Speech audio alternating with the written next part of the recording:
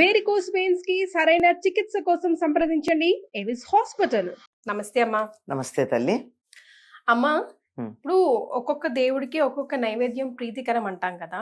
So ఆ రోజుల్లో లేదా పండగ రోజుల్లో మనం ప్రత్యేకంగా ఆ దేవుడికి మనం చేసి పెడతాం సరే, కానీ నాకు తెలిసిన ఒకరు ఉన్నారమ్మా, వాళ్ళ ఇంట్లో ఎన్ని చిత్రపటాలు ఉంటే ఎంత సైజు వెండి పళ్ళెంలో అన్ని చిత్రపటాలకి నైవేద్యం ఒకటే అయినా కూడా దీన్ని మనం ఏ రకంగా చూసుకోవాలి?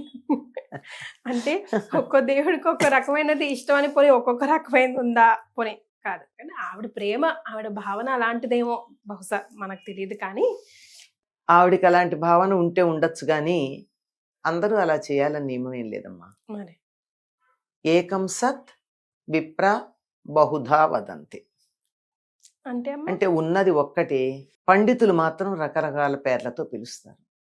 అంటే భగవంతుడు ఒక్కడే, ఒక్కొక్కళ్ళు ఒక్కొక్క పేరుతో పిలుస్తారు ఆయన్ని.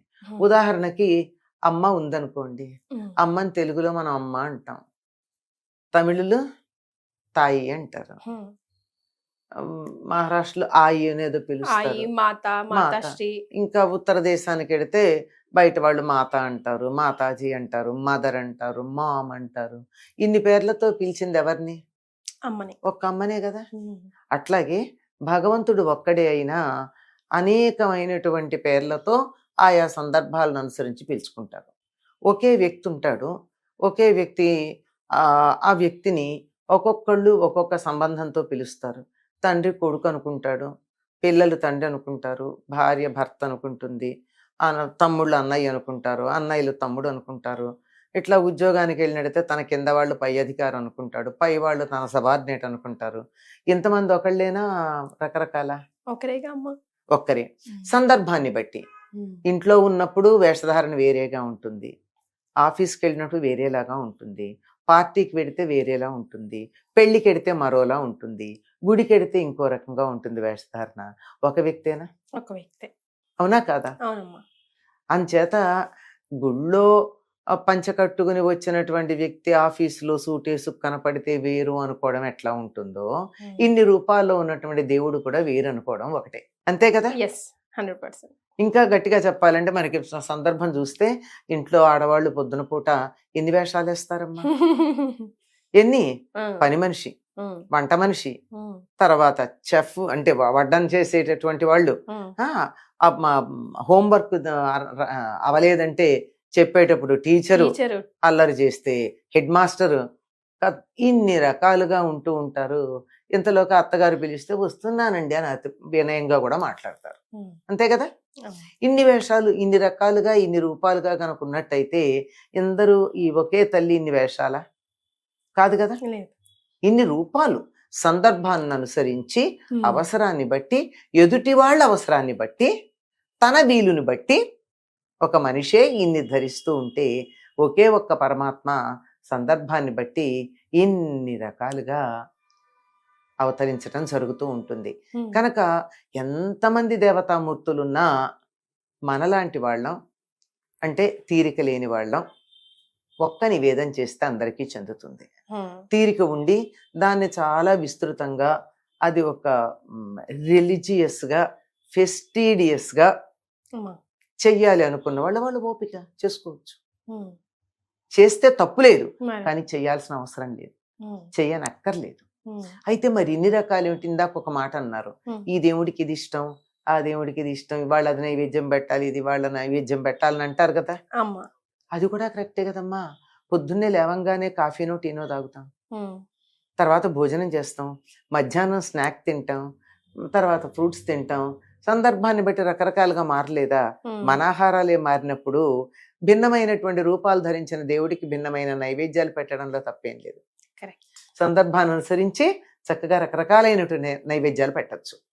అందువల్ల ఇవన్నీ ఆయనేం తినకపోగా హెల్త్ బెనిఫిట్ మనకి. అందులో కూడా ఆయనేం తినడు, గాని ఆయన కరుణ దాని మీద ప్రసరించినందువల్ల అది శక్తివంతమై ఒక పదార్థం శరీరానికి బలం ఇచ్చేది అవుతుంది.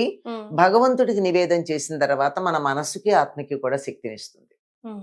ప్రసాదానికి, మామూలు దానికి తేడా అంతే. అందుకే మనం అనుకుంటూ ఉంటాం, ఎన్నిసార్లు పులిహార చేసినా గానీ గుళ్ళో పులిహార రుచి రాదనుకుంటాం. మరే మనమేమో లెక్కల ప్రకారం చేస్తాం, అప్పుడప్పుడు ఉప్పు సరిపోయిందో లేదని వాసన చూస్తాం, కావాలంటే నోట్లో వేసుకుంటాం. అయినా సరే ఆలయంలో అర్చకుడు దేవుడికి నివేదన చేసేటప్పుడు పొరపాటును కూడా రుచి చూడరు. పైగా వైష్ణవ ఆలయాల్లో ముక్కు గుడ్డ కట్టుకుని చేస్తారు, ఎందుకంటే వాసన కూడా చూడకూడదు అని. మరి అటువంటిది అలా చేస్తే కూడా చాలా బాగా ఉన్నటువంటిది మనం ఇంట్లో చేస్తే లేకపోవడంలో ఉన్న తేడా ఏమిటంటే అక్కడ భగవంతుడి అనుగ్రహం ప్రసరించింది కనుక దానికి ఆ రుచి వచ్చింది. కానీ ఇంకా ఇంట్లో నైవేద్యం పెట్టిన తర్వాత చాలా మంది వేస్ట్ చేస్తూ ఉంటారమ్మా, కంప్లీట్ చెయ్యరు దాన్ని.